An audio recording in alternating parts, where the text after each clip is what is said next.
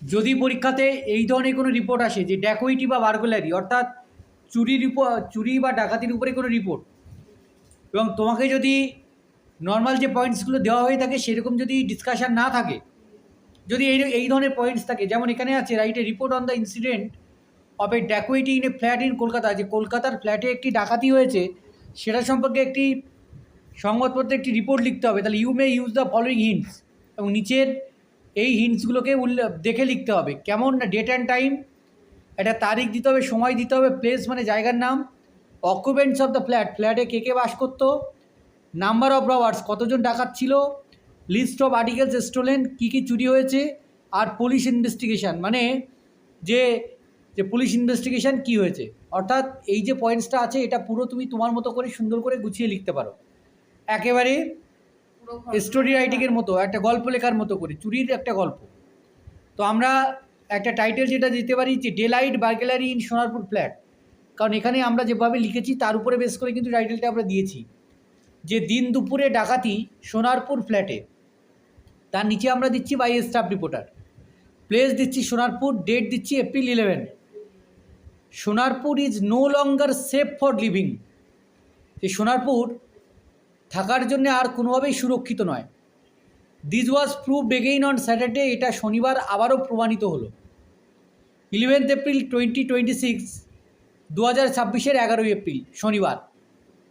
A really daring burglary occurred in a flat at Sonarpur in Kolkata, একটি ভয়ঙ্কর ডাকাতির ঘটনা ঘটেছে কলকাতার সোনারপুরের একটি ফ্ল্যাটে। It is a 2-storied flat, এটা একটা দোতলা ফ্ল্যাট ছিল। Where an old man lived with his family, যেখানে একটা বৃদ্ধ লোক থাকতো তার পরিবারের সঙ্গে। It was about 11 in the morning, এটা ছিল সকাল 11টা। The old man was alone in the flat, একটা বৃদ্ধ লোক, সে একা ছিল ফ্ল্যাটে। All the other members had gone either to office or in the market, যে বেশিরভাগ লোকজনেরা, বাড়ির সদস্যরা হয় তারা অফিসে গিয়েছিল, না হলে কেউ বাজারে গিয়েছিল। Suddenly the door bell rang, হঠাৎ করে দরজার ঘণ্টাটা বাজল। As he open the gate, যখন সে দরজাটা খুলল, a gang of robbers enter the flat, তখন একদল ডাকাত ঢুকে পড়ল ফ্ল্যাটের মধ্যে। They threatened the old man and tied him up, তারা সেই বৃদ্ধ লোকটাকে ভয় দেখালো আর তারপর তাকে শক্ত করে দড়ি দিয়ে বেঁধে রাখলো। দেন তারপর opening the almirah they gathered ornaments, তারা আলমারি খুলে সমস্ত গহনা সেখান থেকে তারা নিয়ে নিল। অ্যান্ড ক্যাশ, এবং টাকা, not less than of 2 lakhs, 2 লাখের কম নয়। আফটার দ্য ডিপার্চার, তাদের চলে যাওয়ার পর, the old man was recovered, বৃদ্ধ লোকটা রিকভার্ড বাই হিজ ডটার, মানে বৃদ্ধ লোকটার মেয়ের দ্বারা বৃদ্ধ লোকটা হচ্ছে তার আগের অবস্থায় ফিরে এলো। উইথিন হাফ অ্যান আওয়ার, আধ ঘন্টা পর। অ্যান্ড কল দ্য পুলিশ, তারপর সে পুলিশকে ডাকলো বা পুলিশকে জানালো। ইনভেস্টিগেশন হ্যাজ বিন স্টার্টেড, এরপর তদন্ত শুরু হয়েছে।